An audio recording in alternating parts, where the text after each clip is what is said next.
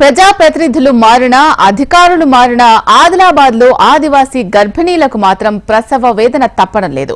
బావోజీపేట్ గ్రామంలో గిరిజన మహిళ అయిన వనిత పురిటి నొప్పులు రావడంతో ఇచ్చోడ ఆసుపత్రికి బయలుదేరారు. కానీ గ్రామం నుంచి ఇచ్చోడకు చేరాలంటే మొన్న భారీ వర్షాలకు కోతకు గురైన గతుకుల రోడ్డులో ప్రయాణించాల్సిన దుస్థితి నెలకొంది. గర్భిణీ మహిళను కుటుంబ సభ్యులు ఎడ్ల బండిలో కోతకు గురైన రోడ్డులో 6 కిలోమీటర్లు తరలించారు.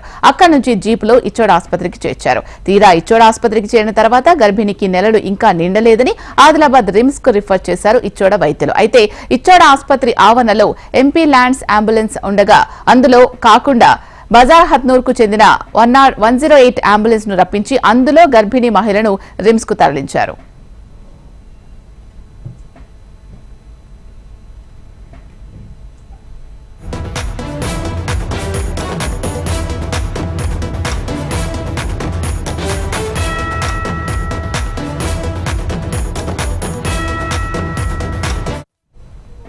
ప్రజాప్రతినిధులు మారినా అధికారులు మారినా ఆదిలాబాద్ లో ఆదివాసీ గర్భిణీలకు మాత్రం ప్రసవ వేదన తప్పడం లేదు.